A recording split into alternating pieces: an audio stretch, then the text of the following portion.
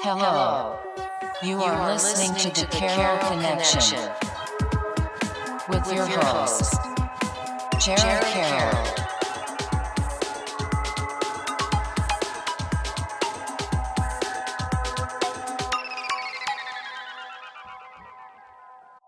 Hey everybody, welcome to the Carroll Connection. I'm your host, Jared Carroll, here to bring you guys another great episode.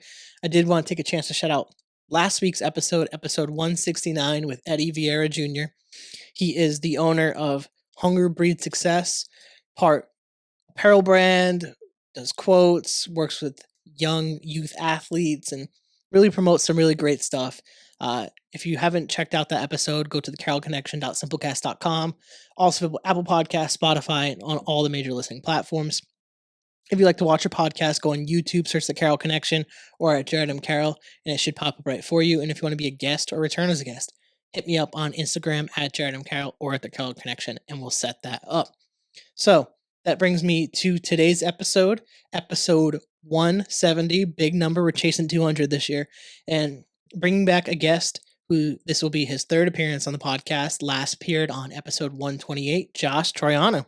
How's it going, Jared? I appreciate you having me back on. I'm glad that we were able to set this up. And as soon as you messaged me and we were talking a little bit, I was like, yeah, absolutely. Because I really enjoyed our last two conversations, and you're on this great trajectory with your life. And it's cool. It's like we mentioned off podcast that we're kind of getting to like document this as we're going through every single year. And it's just great to kind of sit down with you and catch up on what life's like for you during these crazy times. So the last time you came on, we recorded was around January 2023. And you were a senior in high school at that time. You came on, we just recapped your senior year of football, and you were looking towards going to Stonehill, playing at Stonehill.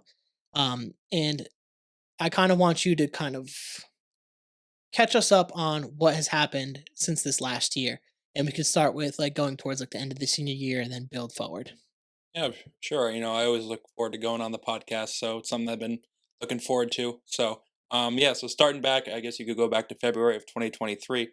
I finished up my indoor track season, which was fun. Actually got to beat DR in track too, which is always fun.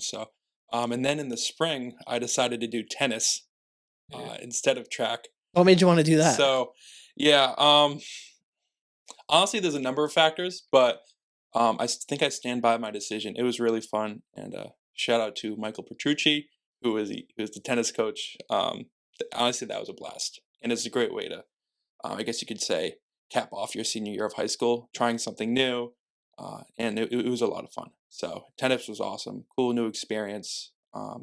And then after that, in June, I started summer workouts on college. I was living on campus, taking a summer course, and then I had a little bit of a break in July.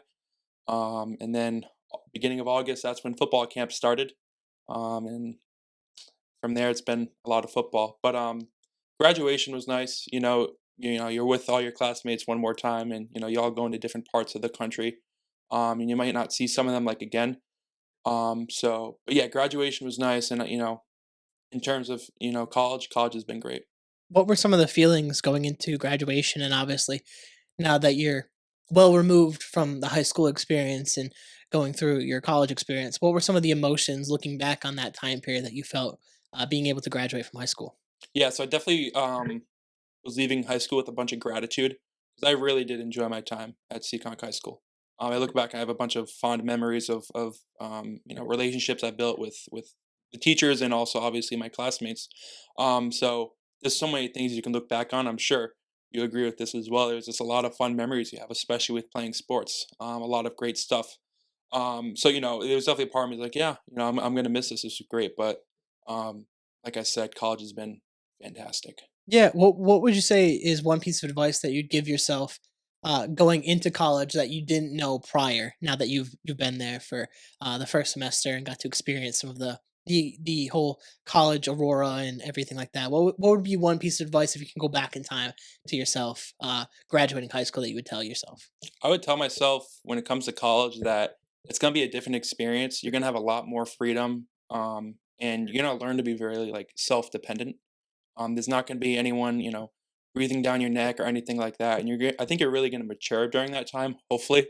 Um, and you're going to learn how to manage time, especially if you're playing football, and really build new relationships with people you've never met before.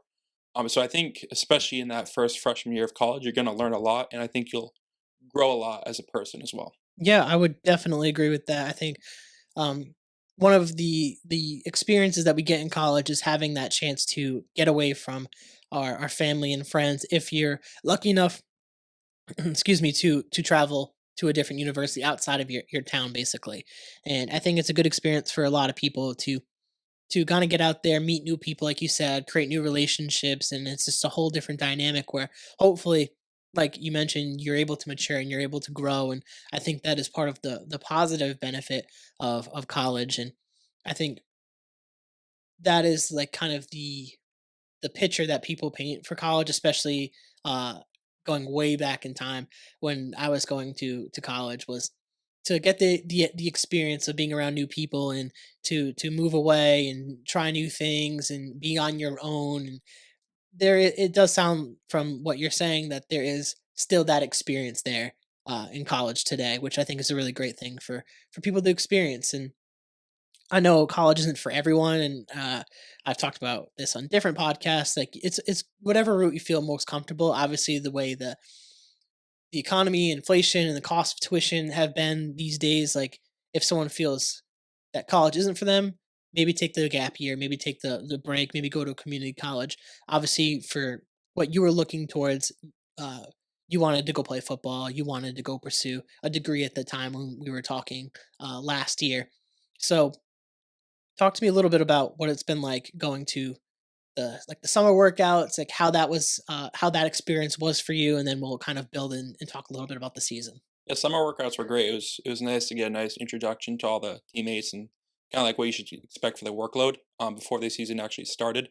I think I said this last time on the podcast, but it was nice being a freshman again in some regard because, like I said, you're playing with people who are 3 or 4 years older than you. They've seen a lot of stuff, and I think that was really cool because like you look up to them. They've been around for a while. You learn a thing or two, and being a freshman, another thing I really like when it comes to sports is there's not that much pressure on you because you're the newbie. People kind of expect you to mess up, and that's okay because you're the new guy there. But yeah, it was really cool. The summer workouts, they were difficult. It's much more difficult than high school workouts, definitely. But I would say it was manageable because I had great preparation and a really good strength coaching when I was at the high school. Yeah, I think Seekonk definitely has a great program in place, and shout out to Coach Ashley and Coach Tex for laying down that foundation, being homegrown, and really instilling a lot of great values into the young athletes at Seekonk, including yourself, for you to carry that on into the collegiate level. And we were talking a little bit off podcast about reliving the high school feel a little Mhm. bit.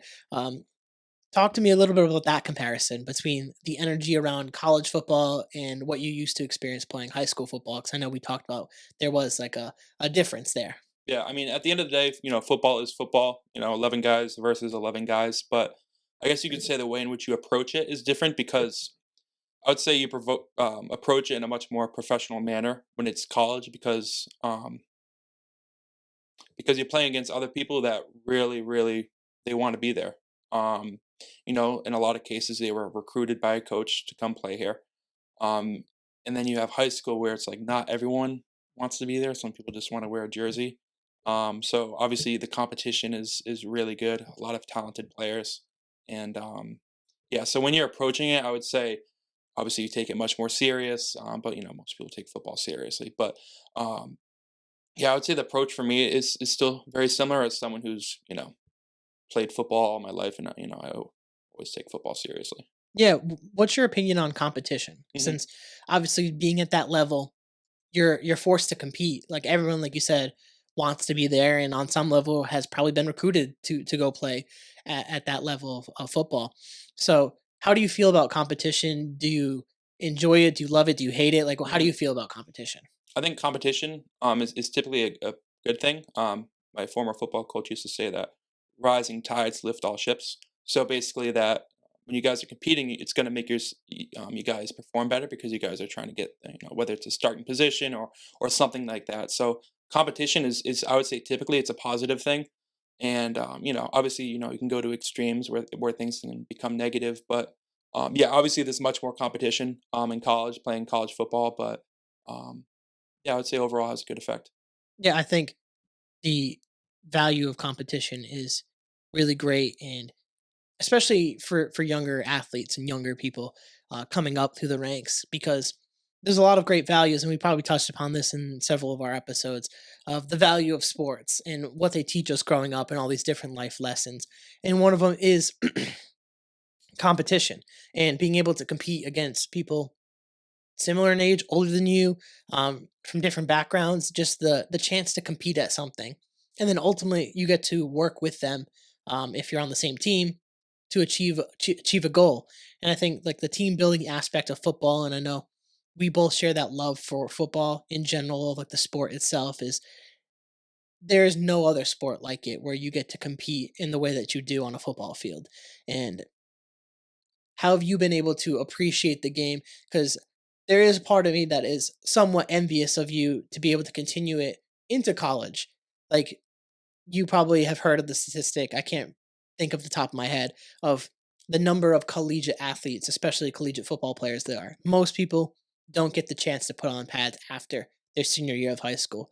So, have you been able to appreciate the fact that you've been able to take it to this level? Because obviously you're talented, got you Mhm. there because you're an extremely talented Mhm. football player. Yeah, so that's a really good point. I would say I try to remind myself, especially when things are getting difficult, that this is what you really worked hard for. This is what you really wanted to achieve, and now you're here. So I'm trying to be very thankful for the blessings in my life, and especially when the alarm clock goes off in the morning and you got to wake up early to go lift weights. And it's like, remember, you worked hard to be here. This is where you wanted to be. So enjoy it, because there are many people who I imagine would really really wish to be in the position that I am when it comes to being able to play sports in college. So that's something that, like I said, I remind myself of that a lot, and it's something I'm very grateful for. Yeah, that positive self-talk is very important too, to like self-motivate in those moments. Because as someone that has also done morning workouts in general, um, when that alarm clock goes off, you just don't want to get out of bed, No. especially during those winter months.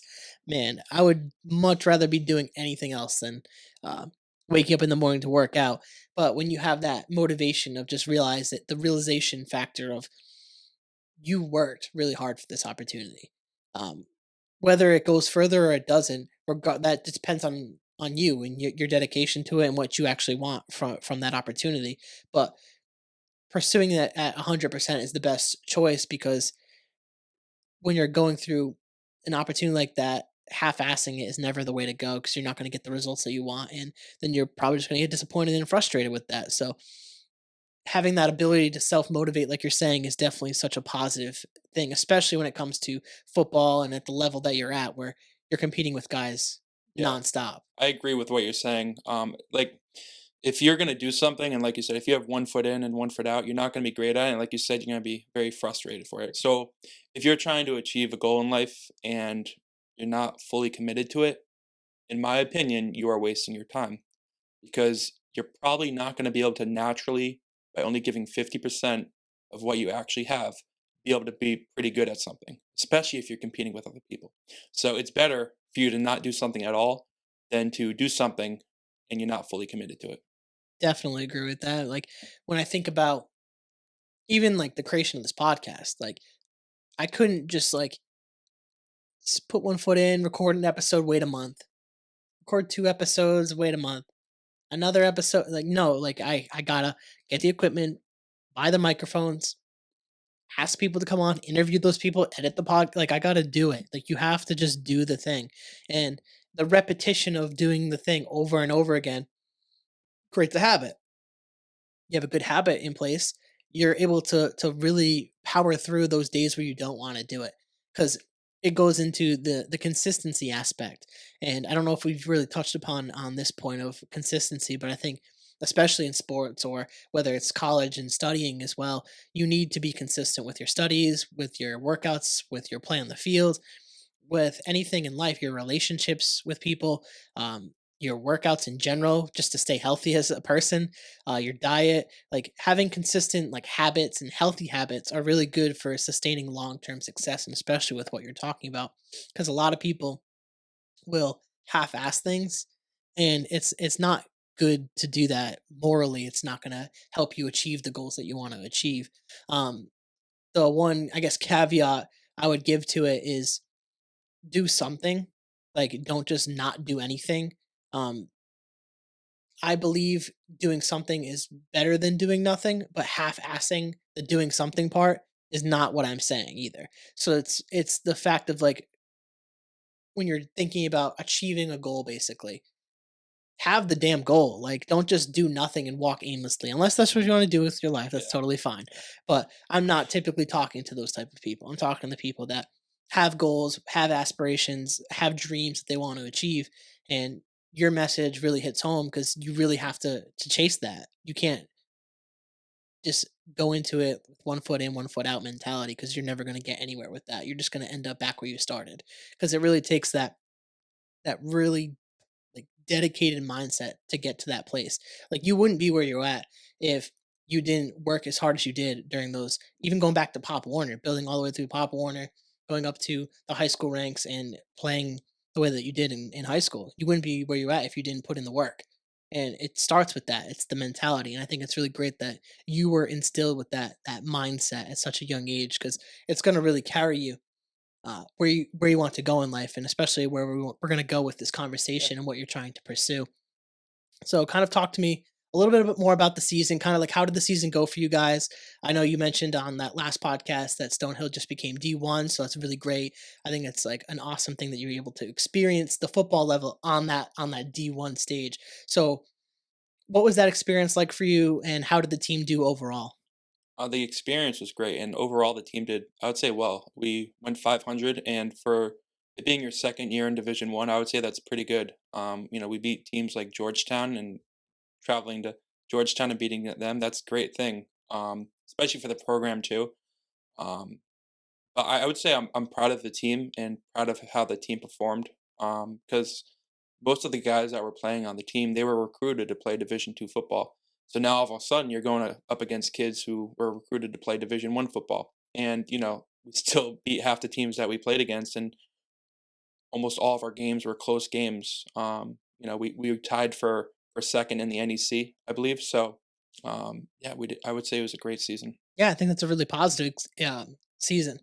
What was the experience? Did you travel to Georgetown for that game? Yeah, yeah, the game was at Georgetown. So that was pretty cool. But I would say that obviously we did some great stuff, but now that we're training for the new season, we're working towards next year, and we already got our schedule out and stuff like that. So obviously, we'll take the victories that we had, and then we'll try to build on that, and try to progress as a team, and try to get stronger and faster for the next season. Yeah, I think that's really great.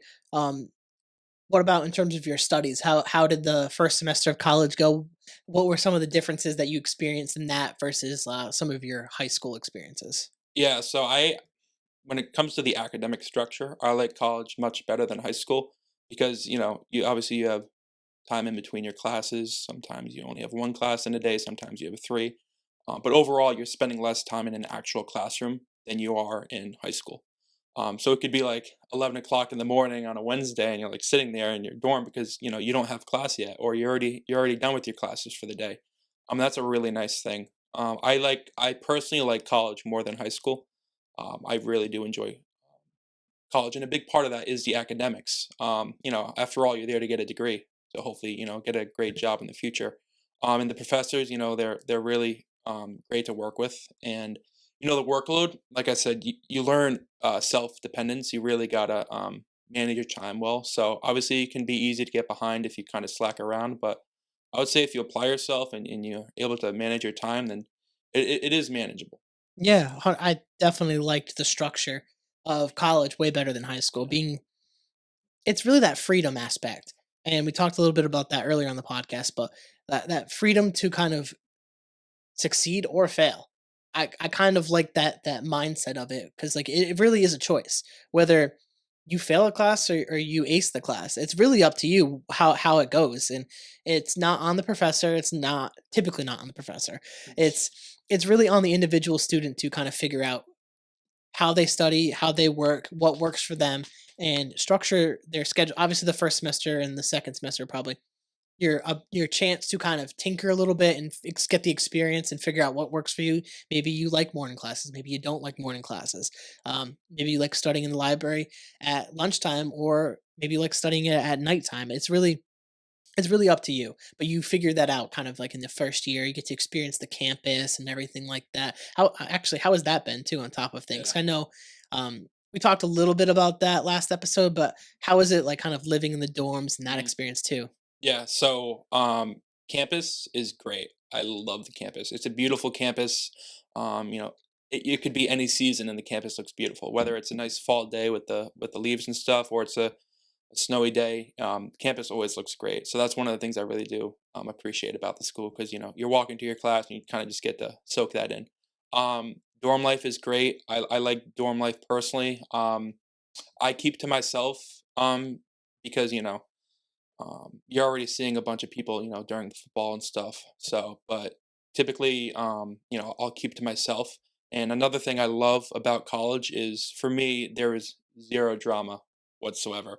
I have not had an ounce of drama in college, and it is amazing because I keep to myself. I'm not a party person, so I'm not going to parties, and there's been zero drama. It's just, I would say it helps you mentally too, because it's one less thing you got to worry about too. Because one of the worst things about high school, and I'm sure you can attest to this, is the drama, the unnecessary drama. So being in college and being free from that, is just amazing. That's one of the things I really do like about college. Yeah, it's you're able to disconnect from all the hometown high school drama, and especially that first year, you really get to go into that self-discovery phase of your life where you're starting to lay down the fundamental pieces to where your career wants to go. And obviously freshman and sophomore year, it's a little bit more free. It's usually a lot of those general studies and it's not too much towards your degree, but you're able to kind of experience things like we've talked about, the freedom and the college experience and new friends and relationships. And I think that's the good part about college and that chance. I wanted to ask too, what are some of the skills that you think are important for a college student? Because I think we talked a little bit about consistency and like the like kind of the freedom aspect of things, and you talked about being like you're just kind of like a scholar. You're good with school. You like school. You enjoy school, especially when you're going towards a degree that you want. Um, what do you think are good skills to have for a college student? Yeah, so I would say one of the biggest skills is discipline. Um, Even if you're not an athlete, you need to be disciplined, because chances are, if you're not an athlete or if you're not involved in extracurricular activity, then you're going to be taking on a larger course load. So whether you're on the football field or you're in the classroom, you need to be disciplined with your athletics and also your academics and your studies and stuff like that. So what I see is, if someone's undisciplined, that's when the grades will start to fall. That's when maybe they'll be making harmful decisions. Maybe they'll get in trouble. So I would say you need to be disciplined enough, because, again, like I said, you do have more freedom. No one's watching you all the time, but with that freedom comes great responsibility. And if you don't use that responsibility well, you're gonna put yourself in a bad situation. So I would say you need to be disciplined. You need to be making the right decisions in college, and that applies to all aspects of college as well, not just as an athlete. Yeah, and it even applies in just life in general, Yeah, being a disciplined person, not going into temptations, whether it be like we talked about alcohol or yeah, drugs, or hanging out with the wrong people, or getting in the wrong relationships, or doing things that you're not supposed to be doing. Being disciplined is such a crucial aspect of life, and that goes hand in hand with creating habits, that goes hand in hand with consistency. Like, you take those things and you can create a really great life for yourself if you actually follow that template. And I think not enough people take that discipline aspect like to heart almost. And yeah. especially when I think about the fitness side of stuff, when you want to maybe lose a couple pounds or gain a couple Yeah, pounds tell of me about muscle, it. when you're chasing those things, it requires that level of discipline to cut the foods out, to wake up like you said early and go to those morning workouts and work as hard as you can. Like that requires discipline. Yeah. And without the discipline aspect, you're going to fail very, very quickly when it comes to chasing and Yeah. pursuing a lot of your goals. So I think that's a really great point to hit on the college experience. Before we transition, did you have anything else you want to talk about with the college experience? Last thing I'll say about that is, yeah, so I like college better than high school. If you don't make drama, there probably won't be any drama for you, especially if you make the right decisions. And then lastly, with the discipline thing, obviously that's something I still need to work on too. Like, so I struggle with the early morning wake ups. Like, there's some times when I do wake up and I hit snooze.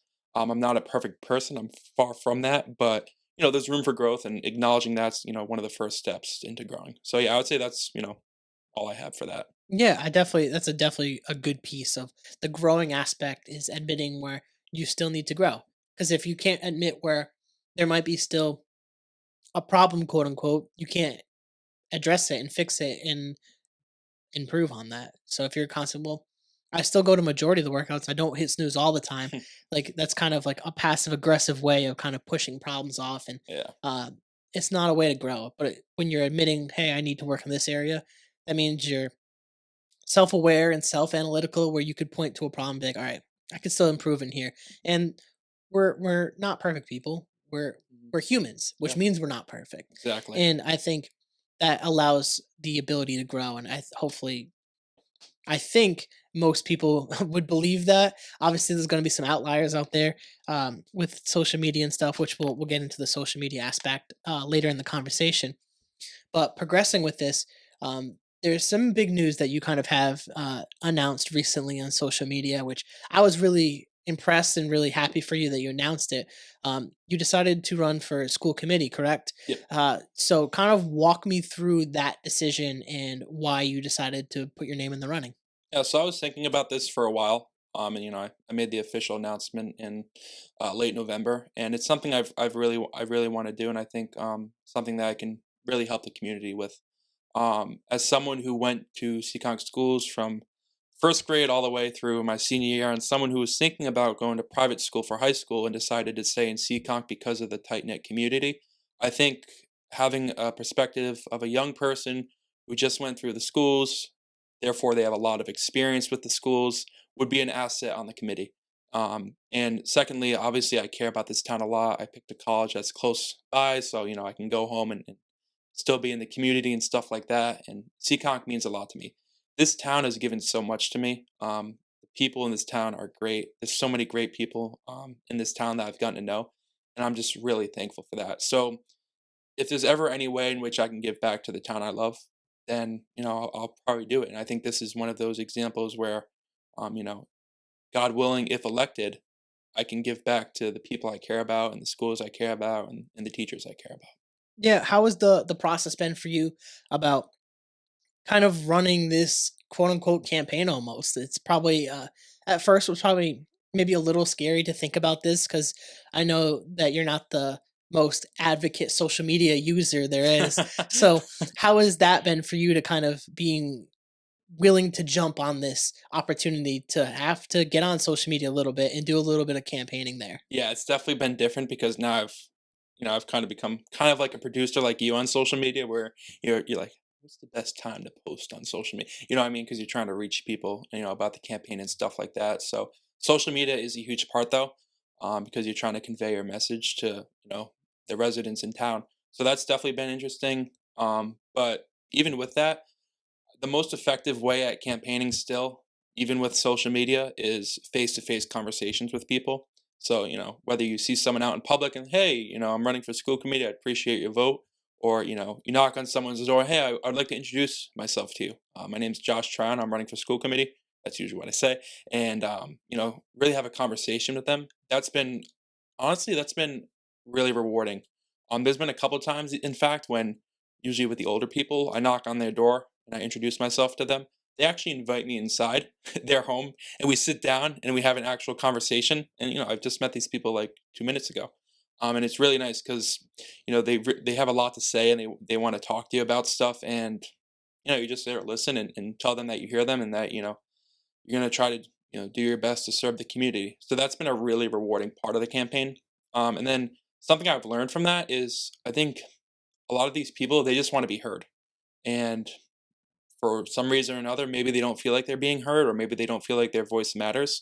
But in any way in which I can listen to someone, I think that's a great opportunity. So when you have an older couple invites you into their home and they want to talk to you and get to know you, and they want to express their opinions on things, or some of their struggles and whatnot. I mean, I look at that as really rewarding because these people have found someone in which they can express themselves to, and share the things that they're feeling. Yeah. What would you say is the importance of community to you? Because we're talking about Seekonk. It's a very tight knit community, and just as you are, I'm very appreciative for this town. I've always said that on this podcast that I never could understand the mindset. I mean, I could understand it, but I never agreed with people who couldn't wait to get away from here like it was like some toxic environment. Obviously, there's toxic parts to every Mhm. town and every city that you go to, but for the most part, I think what this town offers is a lot of great opportunities with a lot of loving and caring people. So, what does the term in I guess yeah, what does the term community mean to you in terms of when we guess Seekonk and just in general, I guess? Yeah, community is really important. And when it comes to Seekonk as a whole, yeah, you're right. Seekonk is not perfect, but it's a really nice place to live. And overall, it is a great community, especially if you try to, shut down some of the social media for a little bit and, touch grass in a way. We live in a great community. Not everything is perfect, but I would say that we are blessed to live in Seekonk. I would say it's a great place to raise a family. So as someone who wants to get married and have a family and live in town, community is huge because I hope, God willing, one day I settle down in this town that I grew up in, and I get to raise my kids with my future wife. I mean, that'd be one of the greatest things ever, and getting to experience that. So when it comes to the community, I care about the community a lot, and like I said, I want to serve the community in any way I can. Yeah, in terms of for people that might not know, what does someone on the school committee do? Like, what are some of the responsibilities that you might have to do if you were elected? Yeah, so if elected, one of the things is the budget. And there's a lot of people like, well, we don't have kids in the school system anymore, or we don't go to the schools anymore, so it doesn't really affect us. But what does, whether you have kids in the system or not, is the budget, because after all, that's how they're spending your money. So that's one thing I try to say to people who they're like, I don't know, um, you know, how they spend your money does matter. So that's one of the things that you'll oversee. You oversee like the superintendent and stuff like that. You're kind of like the community itself kind of oversees how the superintendent's doing, and I would say we've had great superintendents here. And if we didn't, then we wouldn't have a great school system. So superintendents are huge. Um, and just making sure that everything's running smoothly, and if there's complaints from parents or teachers or whatever, you're hearing them out and you're trying to address their concerns when you can. So I would say those. I mean, it's not like a full in-depth description of the duties, but I would say that's a good overview. Yeah, definitely. And I think it's important to let people know in case they are listening to this episode and don't know what Yeah. someone in that position would do. It's good to educate them on what someone would do in that position. I don't know if you feel comfortable doing this, but do you want to share any of your ideas that you might have to bring to the committee Yeah. if you were elected? I just want to give you the chance to talk Yeah. about that if you are. That's a really good question, and yeah, I definitely would like to share some of those. Yeah, let's do it. Yeah. So usually when someone people ask me, so what are some of your ideas? Because if you're running for office, you should have some ideas of your own. You got to be somewhat original. So but before I answer that, if someone asks me that, typically I'll say, well, I want to hear your ideas because this campaign is not about me; it's about the voters. You guys are the ones who are electing me to represent you, not represent myself. I think that's something we should really try to remember. But anyways, to my ideas, I would say one thing is adding a second school resource officer. I think that's huge for school security reasons, and also their positive influence in the schools. I remember when I went to the schools, the school resource officer was always someone you could go to if you just wanted to chat, if you were having any problems or anything like that. And I think they kind of make you feel safe in a way because this is a trusted adult whose job it is to protect everybody and be there for everyone. So I think adding another one, I think that'd be a great addition to the schools. Furthermore, because we have two elementary schools, that means we have two drop offs and pickups at the same time. So the school resource officer can't be in two places at once. So he can either be at Martin's drop off or Aiken's drop off, but he can't be at both. So if we have two, we could have one at each school during times when the kids are going into school or leaving. I think that's another benefit. I think we should try to upgrade some of our classrooms. Now, obviously, we need to make sure we're being frugal, I guess you could say, in a way of how we're doing that. But I think upgrading our classrooms is going to be something that would obviously be a great benefit to the community.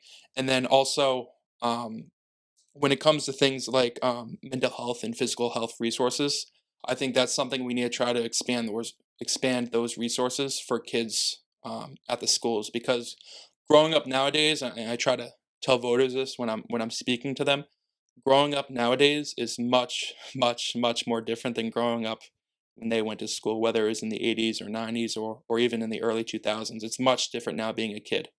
And kids have new struggles that they're dealing with, whether it's physical or mental health. So I think trying to provide more resources for the physical and mental health of the students would be another great thing that hopefully would be able to get done. I think those are all great ideas to bring to the community if you were elected, because in terms of the resource officer, I didn't even know we only had one that is assigned to the entire. So like, does they just rotate between the schools? Like, Yeah, so like I think he'll like flow throughout the schools during the day. And obviously, like, when he'll probably be there for when the high school is doing drop off and the middle school, but then you have two elementary schools, and like I said, you can't be in two places at yeah, and once. especially when you're talking about elementary schools, like Yeah. even if it was like a part time or something, Yep. to have an additional officer to cover that, I think would be very beneficial. And that's actually very surprising to hear that it's only one, so that leaves one entire school open Hmm. for obviously anything bad Hmm. happens. Like that's not a good thing.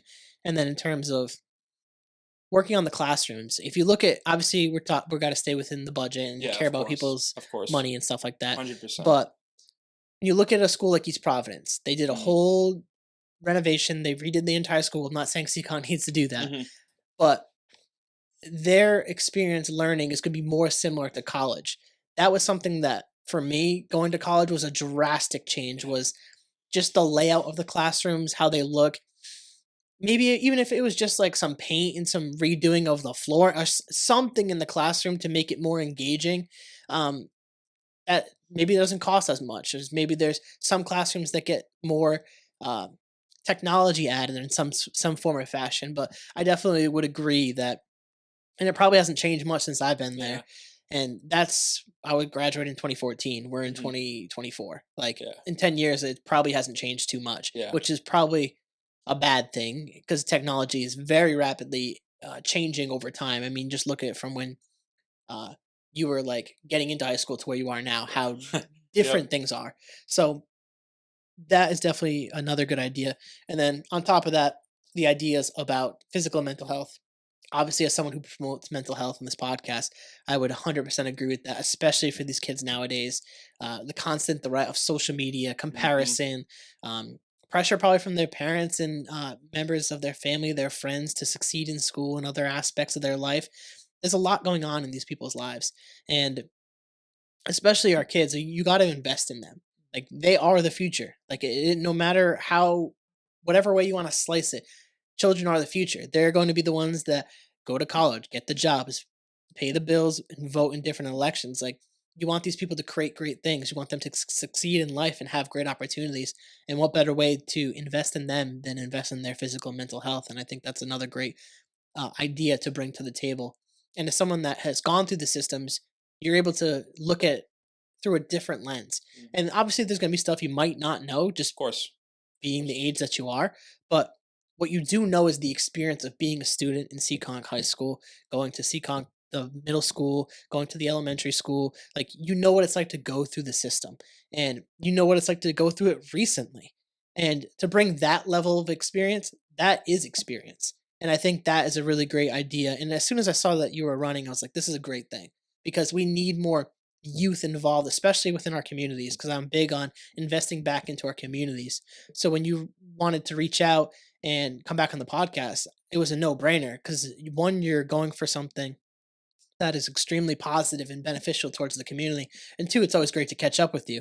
But it's like as soon as I saw that, especially from someone like yourself who's not like big on social media, and I was like, I Yeah, know that took a lot for him to do yeah. that, and like I just want to applaud you for that because I think that's really great that you were willing to take that step because you are a very well spoken person who has really great ideas, and I think you bring a different set of eyes to a problem that's actually occurring in our own communities, and to be willing to try to address some of those and help the community move forward, I think that's a really great thing. Thank you. I really do appreciate that. And honestly, like one question I'll get is like, how are you gonna, balance all this, with time and stuff like that? And you are right. It would be easier for me to wait 3 or 4 years, to run for school committee. I'd have a lot more free time. It'd probably be a lot more manageable and less stress. But I believe that if you truly do care about something, you will make time for it if it's that important to you. And when it comes to the Seekonk schools, when it comes to the Seekonk community in this town is important to me. So maybe there'll be some stress, but I care about it. So I will make time and I will make it work. And yeah, maybe in hindsight, maybe I could wait, but I think I just got out of the system, fresh out of the system. It's something I'm passionate about. And, I hope that I would be able to be an asset to the community. I think another cool part was the fact that you mentioned going to people and actually having those face to face conversations. I know that we've talked on, pretty sure we talked about this on prior episodes, the value of those face to face conversations. Um, kind of talk to me a little bit about that and like how you've had to work on your communication skills and like how valuable that skill is, especially for doing something that you're trying to do. The value of communicating your point of view or communicating what you're trying to accomplish. And I think a really good point that you said before I let you speak is that you're running for the community, not for yourself. Mhm. And I think that's very selfless. And I think that's really great because we need more of that energy in our culture and less of the individualism that's being really pushed down, especially down a lot of these younger kids like throats between social media is to be your own individual, to care about yourself, to be selfish. When I think the answer to a lot of our problems is to be selfless and give back to our communities and give back to the people we care about. So I think that's really great. But I'll give you the chance to kind of answer that question about conversations and your Yeah. communication skills. Yeah. And that's what you just said is so true about the solution is to be selfless. Um, you know, I would say you could say it's a lost virtue nowadays. In many cases, we're dealing with a society where a lot of people are unfortunately selfish. Now we could talk about why they are and whether it's justified and whatnot, but I mean, I would say that's a reality we live in. So I agree. It's a great antidote. So when it comes to actually talking to the voters, it's different because you're talking to people who are anywhere between 20 and 60 years older than you.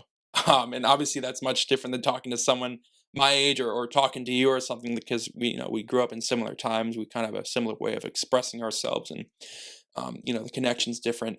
But I would say it's been really rewarding. Like talking to people you've never met before. You just knock on your door, hey, could you sign this paper so I can get on the ballot?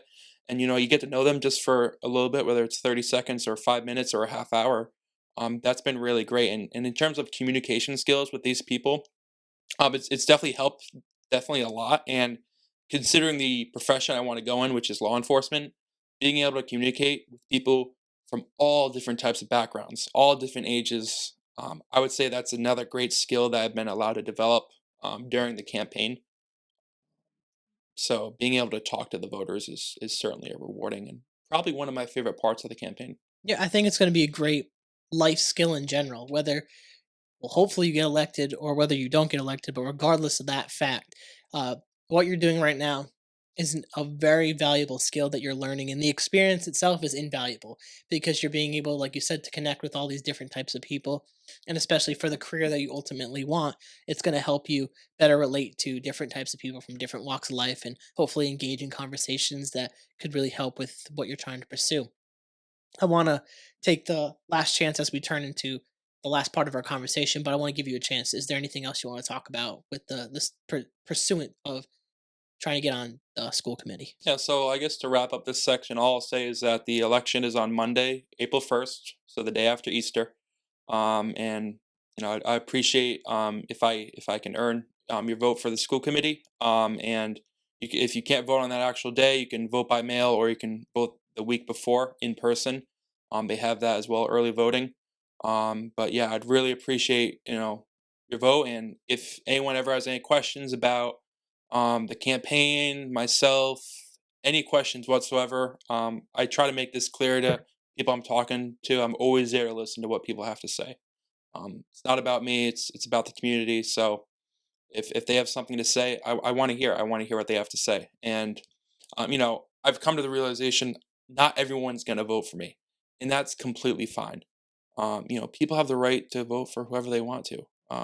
But I hope that as time goes on and as the campaign continues, I'll be able to show people that this is something I really do care about, and I think if elected, I'll be able to bring a great perspective and a fresh voice on the committee that I think a lot of people will appreciate. So, um, yeah, like I said, the election's on April 1st, and um, if you live in Seekonk, I'll appreciate your vote.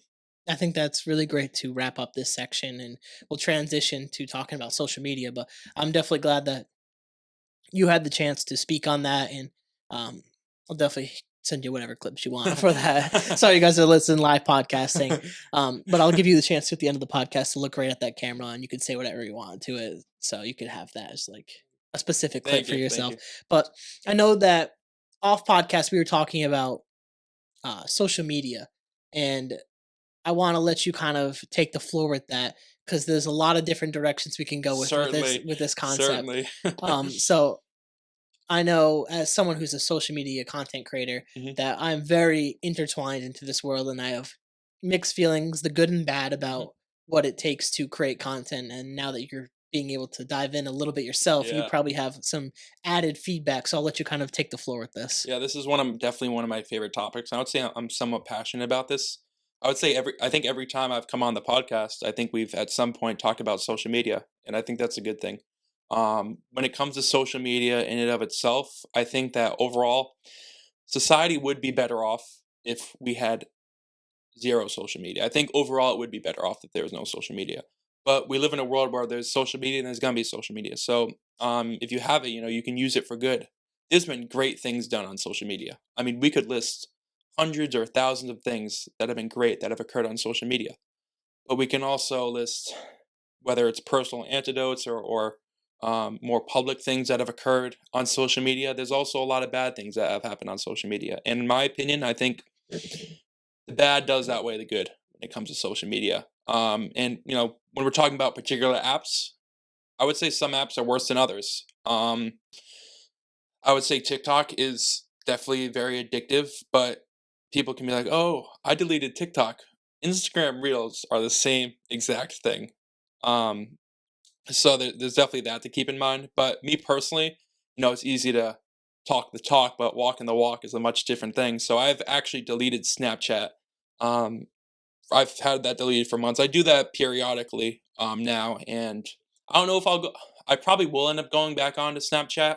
Um, but for now, I'm not on Snapchat, and it's been nice. And then when it comes to Instagram, my goal when we're talking about goals that we have, my goal is sometime this year. Hopefully, I can delete Instagram. That's something I'm kind of shooting for. But between the campaign and everything else, I'm using it. Like I have an Instagram account for the campaign, so I have to use Instagram to help spread the word about the campaign. It's just the day we live in. Social media is very effective marketing. I'm sure you know this. You're a content producer, so but yeah, I would say Instagram. If things go well, I'll have Instagram deleted by the end of the year. We'll see though, and obviously I've deleted TikTok as well.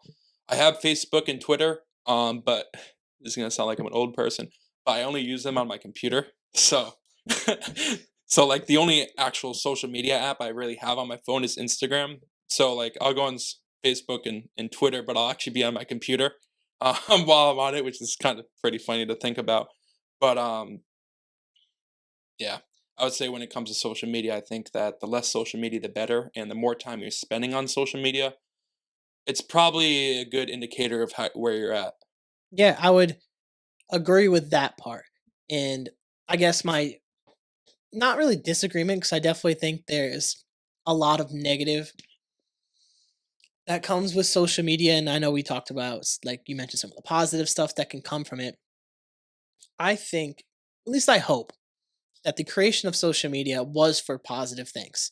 I just don't want to think that they created it with the idea of persuasion or trying to capture any type of audience and corrupt them. Like, I don't want to think that. No, not at all. And it's very possible, but I don't want to think it. I think this goes back to like the beginning of this podcast. I think social media is a tool for communication, but it should never be the only avenue of communication. And what society has done has made it pretty much the only avenue of communication. Like this face to face stuff really doesn't happen too much anymore. And it's a damn shame Mm. because you're really losing out on the connection aspect of Yeah. things because people don't know how to communicate. They don't know how to have conversations. They don't know how to go deep into their emotions with you and give you stuff about how they actually feel.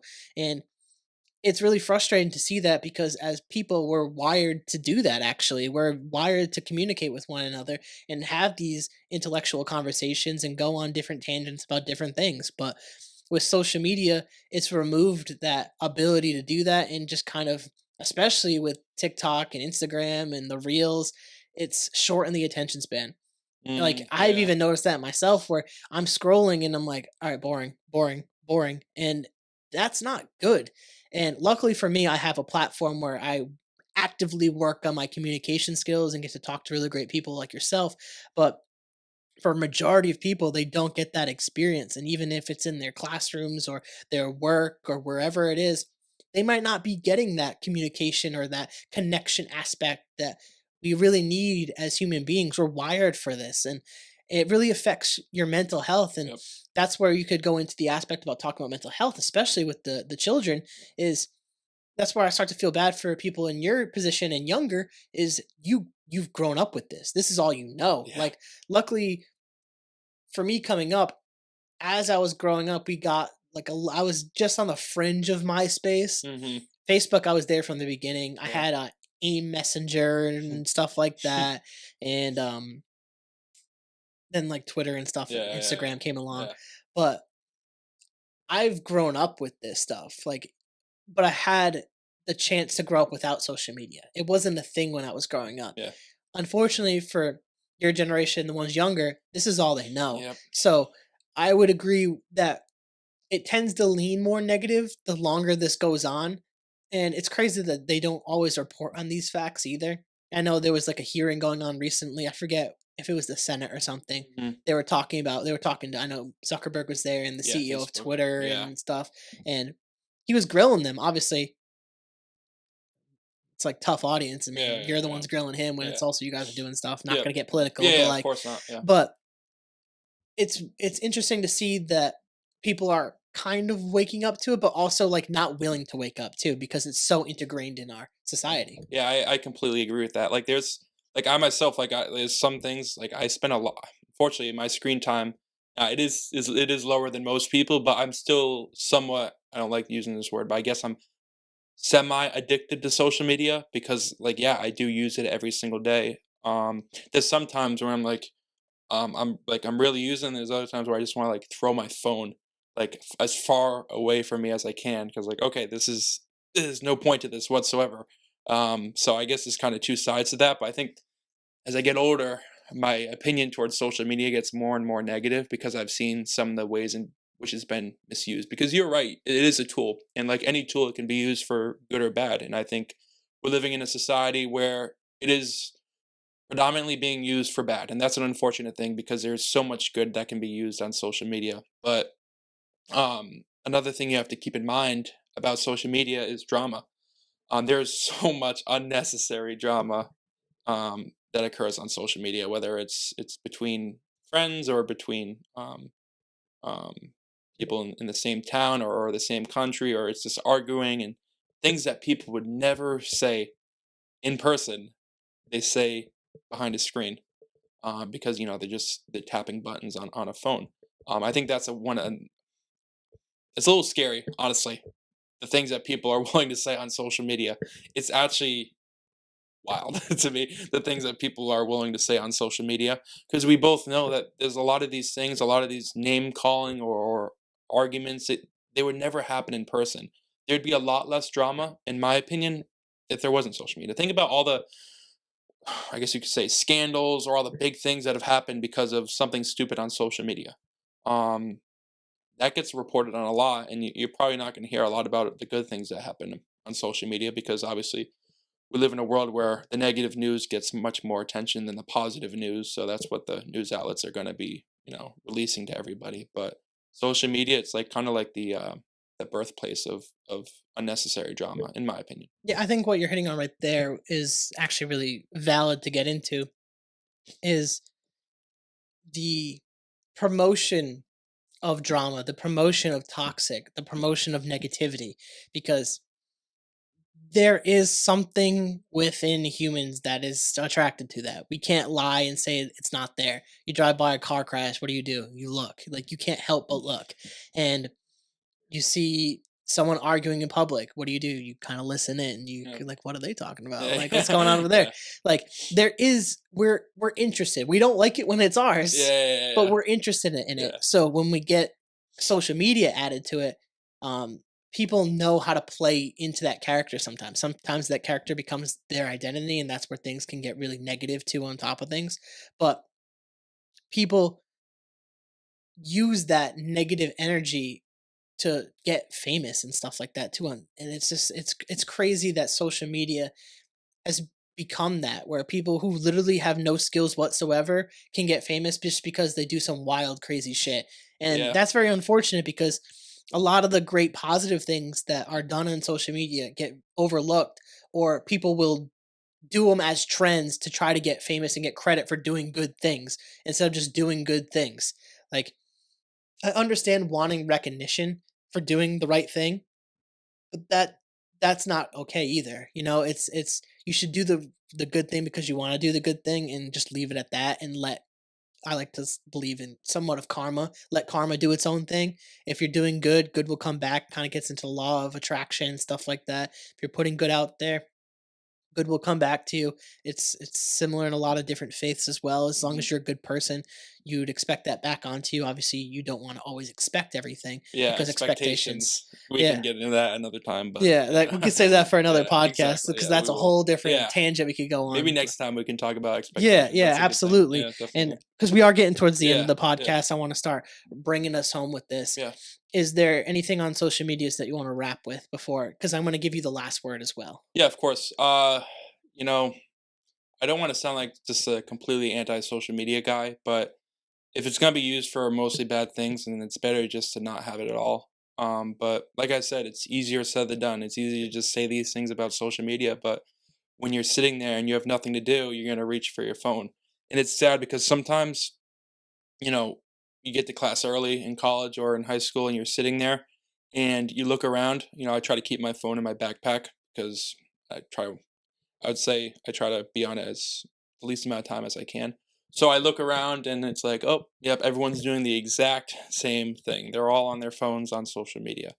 And okay, maybe it's not the worst thing in the world, but it's kind of sad to see that everyone's just like they're not talking to each other. It's just complete silence and everyone's on their phone getting dopamine rushes because they keep on scrolling and there's this infinite content that they're consuming and probably has some negative effects on the brain, in my honest opinion. And then not actually having real conversations with people, they're not getting to know people. And I think that could be a contributing to, I guess you could say, kind of the downward spiral of society and where people at a lot. I think a lot of people feel disconnected from society and from others. And I'm not going to blame social media on that entirely, but I would say you're lying if you don't admit that it's actually contributing to it. Because again, when maybe 30 years ago, before class, people are talking and stuff, and nowadays it's just people are just on their phones, and it's kind of like become part of their brain. You could say it's become a attached part of their body.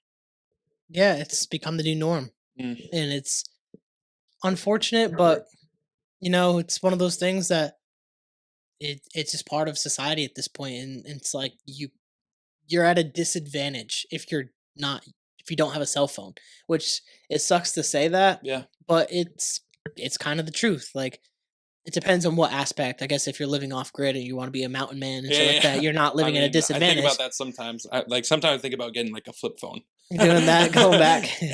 I'm literally watching Better Call Saul, and they Yeah, all have flip phones and yeah, stuff. yep, Obviously, they're doing drug deals and stuff like that, but like it's still so funny to see like the yeah, flip phone. I'm like, yeah, man. And I saw the other day someone had like a a sidekick on TikTok and flipped it open. And I was like, damn, those are really the days where everyone had a cool, unique cell phone and it wasn't all iPhones and Yep. touchscreens and it was all these cool things. But topic for a different day. Yeah, certainly. I want to give you the chance to kind of wrap things up, and you could leave the audience with something motivational or positive if you would like. I just want to give you the last word, no specific question. Okay. So Well, thank you. I appreciate you giving me this time to say what's on my heart. I would say something like there's a lot of wisdom you can get, and there's a lot of, I guess you could say, wise things that we could say.